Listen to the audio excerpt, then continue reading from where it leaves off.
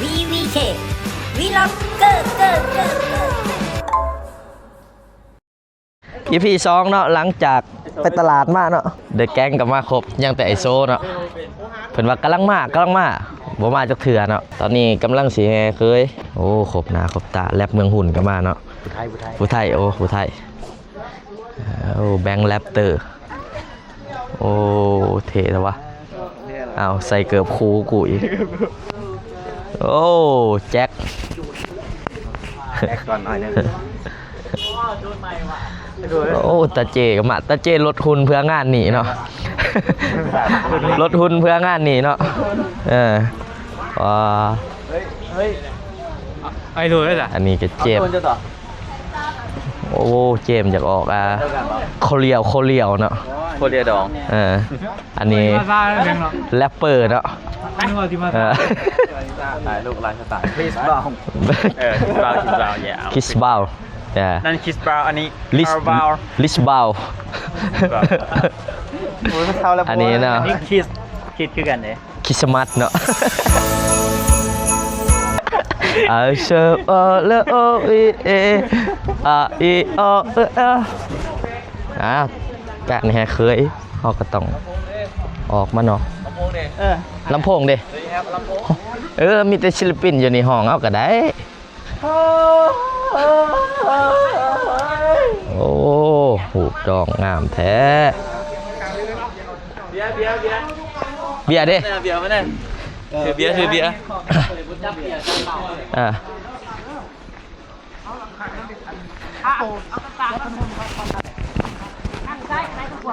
ไม่ลงกับขนมข้างไหนข้างขวาบอกข้างซ้ายขวาด้วยกันยูไทยเนี่ยเป็นไงโอ้เขาเลยมึงใช้เขาเลยเขาส่งโฟมมึงใหญ่ครับดังเขาแมบด้วยโอ้ไทยมีได้เลย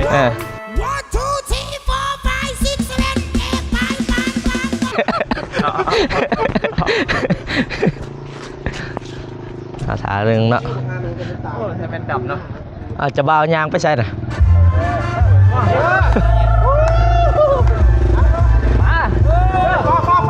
ย่างตีฝากก็ตี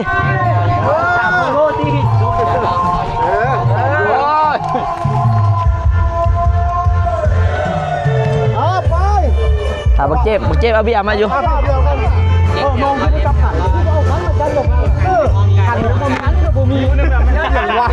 เอามาฆ่าเลยบอกเป็นยังเนาะแฮเคยขังแหลกเคยบอกเมียจะไปจริงๆแฮเคยขังแหลกลืมเอาคันมาหมอเนี่ยเอาเบียร์แหละหมอเนี่ยแห่โดนเขาแห่นี่แหละโอ้โซล่าเลยแห่2 เดือนขับมาแห่อีกรอบ2เลยดิโอ้เป็นตาไงได้ปะอันจะเบาเด้อหลังจากวิดดองนี่50%ค่าในบัตรเนี่ยเอาออกเป็นอันนั้นนะเป็นเงินของผัวเมีย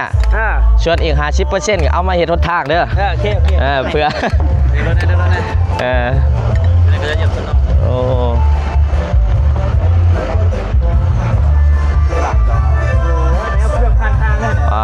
จะเบาฮะ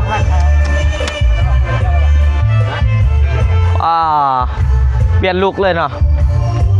โดนนั่งเหรอฮะตอนแรกโดนนั่งแรกนั่งแมนเจ้าบอกว่าบุฟ้าเพื่อนอ้าวพรยังบ่มาอ้าวเอาใส่ไปห่างเลยกัน5เลยตอนนี้หมอพรมามีแต่หมอกันเงี้ยมีแต่วันมาเพื่อนมาแห่เคยมาแห่เคยบ่เอาคันมาเนาะแล้วก็สิแก้มจะเอาคันมาผัดว่าหมอพรบ่ทันมาเนาะโอ้ตายว่าอย่างกับบ่มีคันไอโซมาให้เราเป็นหมอพรเลยโอ้เดี๋ยวเบิ่งโทนี่เนาะโอ้ส่งประทานบ่โอ้ตายแล้วแกออกได้ตีนี่แกออกแน่ไอ้ก็นี่กันรอขึ้นเด้แกออกแน่นี่โอ้สมมาคลองใหม่เนาะเขาวินฮะได้เรื่องรถตู้ตลอดโอ้จีเอ็กทูมาวะบริกินไหนครับบริกินไหนถือสปอนเซอร์เขาได้เนาะบริกินนะ โอ้ย โพดยังมา โอ้แบงก์ก็เกี่ยมแล้วเนาะ แต่หมอแค่นอนดีเซ่ จับคนละแก้วเลย โอ้ มีถ้ายังมีคมขายได้ตัวนี้ระวังเหี้ยอะไร ย่าเลย หมอนี่มาเบาๆร้ายจับใส่จอก ต้องประตูกล้วยมึง เดี๋ยวเปิดต้องเปิดต้องกันรถ อืม แล้วคันว่าอยู่บ้านนอกโอ้ยเจ้าใส่เครื่องเขาไปจักนะพี่ดีเขาต้องกินก่อนนะ หมอเสียก็มีซิกของ ไป หมอ ท่า เนาะ ไปท่า เนาะ โอ้กูเห็นแล้วคนสิไปก่อนหมู่นี่งานนี่เกี่ยมเนี่ย โอ้ เชียร์เชียร์ เอาอย่างไรอย่างนี้นะ เชียร์ ทุกคนก่อน เดี๋ยวนี่ อันนี้แหละไอ้ชนีอ่ะ เดี๋ยว ชอบแกกินนะ มันจะฉีดด้วย เสียเดียวพี่ มาพี่เออมาโอ้ลืมเลยจะได้ว่าโอ้เสียได้นี่อย่าโดดเออ เด้อมันเหลือคนด้วย ถามไม่ทุน คืออะไรนะ เงินมาเนาะ ตัวนี้ คือจะได้นี่ คือบัก เออโอ้ไม่เบิดว่ะ แชร์เขา โอ้ ไม่ ซะแอลกับไม่เบิดโตว่ะโอ้ ขนาดมันแต่งโตเหอะยังเสียโตอยู่ดมไส้เลยแต่งโตรอมันเสียโตอยู่ใส่เนาะทุกคนต้องติด โอ้ ตาม ใส่พระปิดตอกปิดตาเนาะ เป็นปิดตาเลย เออปิดใจเข้าไปได้หรอ กลัวมันเปิดเพลงกันนะฮะ พิกซีวี ว่าอยาก มาเลย จะว่าไปตอนนั้นไอ้ทุนี่แหกเลยนะ เออโอ้ อนาคตเลย อนาคตยังมืออื่นมาหื่นเมียมันก็มาคอกันเลย เอาเขาแถที่ฝุ่นนี้ ฮะ เอาแถอยู่ว่าฝุ่นนี้ น้องเจ้าก้า แค่อย่างน้อย แต่อย่างน้อยโอ้ตอบนั่นนี่แต่ว่ามันจะเอาเมืองหุ้นมันวะ เวียน เห็นว่าตาเจมึงเป็นอ้ายมึงโอ้อ้ายดองน้องแท้ๆเบิ่งดิเบิ่งตาเจบ่แม่นดองน้องมันยังหุรถคุณใส่เฟือย ตัดผ่าสองคน แม่หมอ กี่หุ้นเกือบซ้ำกันเลย โอ้ตาเจเหลี่ยวเป็นเหลี่ยวมาเลยนะขางเพื่อ พรป่ะ อ๋อ ขี่รถกระป๋องโอ้โหขี่รถกระป๋องมา เชียร์มานี่ เดี๋ยว ไปแล้ว มาจับเอาไตเฮียนเลย เอา มาไตเฮียนมันแมว ให้ปักแจ็คจับ เอ้า จับ จับแก้วเราเท่กลัว ไม่จับไม่ได้มา ครับผมวันมากด้วยป่ะเนี่ยมาแล้วก็พี่โสดอ่ะ ไม้มาดูทาเลย โอ้โห โอ้ โทรหาเมนู เออ โทรหาพี่โค ควันผู้ใดลงพอควันทั่วทู เป็นได้แล้วโอ้โทรหาลูกพี่เนี่ย มีไพ่สิสมัครเป็น เราไปเจอกันอยู่ติ๊กต็อกเด้อ โอเคเจ้า โอเคแล้วโอ้ หลายโลก็จะเย็น ไอ้จะเบารอบ่ไอ้จะเบารอบ่โอ้สุดยอดไลฟ์เอาเบียร์ก็จะแก้วจ้ะ คนจะขันมาขอห้องแอร์ ขอหุ้มแดงจับกันมาเนาะ เฮ้ยเฮ้ย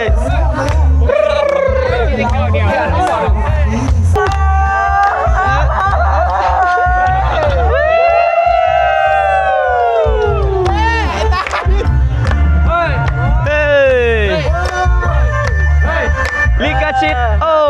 ลิกาชิตเพมาแล้วเนาะโอ้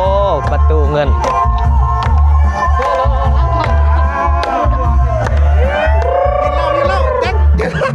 ฮะ เอาละเอาใหญ่คุณแม่ ไปดิมึงเดินมาดิฮะยิงไหนไพ่ยิงไหนประตูเหรอ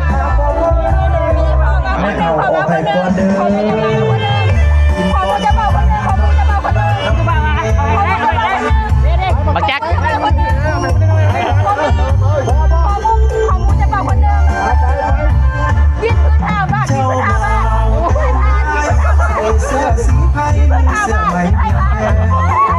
โอ้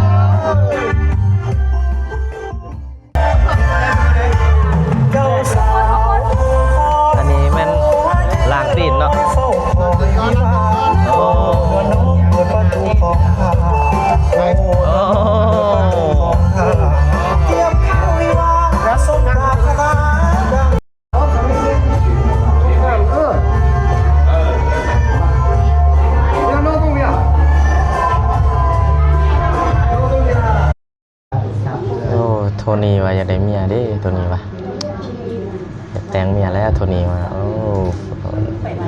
นางเลี้ยวเบิ่งอยู่เนาะโอ้ต้องสมาอายเนาะแต่งก่อนอายนะครับ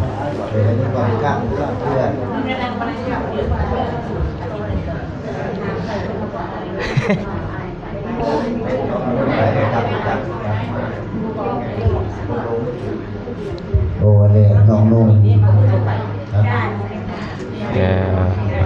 โนเป็นน้องเนาะแต่งดองก่อนนายต้องขอขมาบ่เคย โอ้นี่แหละน้องนุ่มได้สร้างครอบครัวก่อนอายพ่อให้ไอ้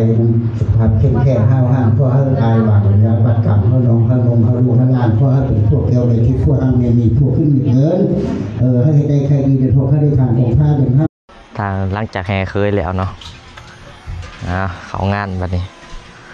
อีหยังนี่เฟอ กินเพอ เพอกินเพอบ่ได้ปะ บ่ได้ อ้าวอยู่ในแบ็คลิสต์อีกหมอบอกให้กินเฟอโอ้ลดทุนคักแท้บัดนี้ กินได้อยุ่นน้ำซุปเอาน้ำดื่มละลานี่เด้ เผ็ดต้มเส้นในอ่อนแล้วเอาน้ำละใส่ฟิลก็เริ่มยางเป็นแล้วเนาะมาแล้วว้าว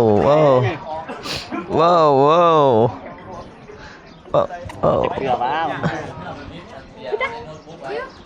เห็นว่านี่คนนี้แหละย่างแยกไปเห็นว่าคนมาแล้วย่างไว้ โอ้แต่งนี่โตงามแท้ไปมัดแขนไปอันนี้ฟิลนะ ฟิวเป็นอะไร สิไปมัดแขนนำปะนี่ มันก็ ฮะมึงต้องการยังเดี๋ยวนี้ว่าแก้วเมียทิพย์เด้อ เอาให้คนนี้ดีกว่าเขาเด้อวันนี้เอาเป็นฟังเป็นฟ้าได้หน่อยเอ้ยอันไหนบุรีกับทิมแล้วปะนี่ทิมไปเดึกมาเดินกับต้องเบิ้งเลยนะมันต้องมีเวียกจำเป็นยังไปว่าบอกสิตัวเองไว้มียังกับพิษพลาดประการไหนกับให้อภัยกันเด้อมียังกับปั๊บกล้องเอาใจแม่นั่นบอกนี่นะบอกจะรู้แล้วอวยพรหรือว่าบอกให้กันเลยดีใจน้ำเนาะคำคุ้นเป็นพวกแก้วแม่ทิพย์ขอยิบเมียแซ่คุณกันได้ได้คุณคำคุ้นเลยโอ้มาแน่มือนี่สเต็ปเขาอะไรกูกอดเมียนะนึงใครหัวโอ้ยมอนี่บ่ได้เรื่องไงใครจะบอกว่าฟิวลูกฟิวลูกอันเป็นยังเจ้าคือใดอันนี้คอยคือบ่ได้ก็ให้พวกผู้ใหญ่มึงอย่าเป็นผู้ใหญ่ป่ะล่ะโอ้มึงเป็นผู้ใหญ่ไปแล้วมึงก็จะได้มึงคอยอายุกันใหญ่กว่ามันอยู่ดิมึงไปเท่านั้นโอ้มาแต่งล้อโอ้จบเนาะงานมัดแขนเรียบร้อยบริบูรณ์ตอนนี้ก็เกียมซุ่มหนุ่มเต้นบีบอยเนาะเพราะว่าดนๆจะสิได้เจอกันเทื่อนึงเนาะโอ้แบบเกี่ยมได้มองไปโอ้ได้บานวันนี้พร้อมงานอื่นเนี่ยเขาจะเป็นลำบอกลำวงทีมงานนี้มีบีบอยลูกเดียวเนาะ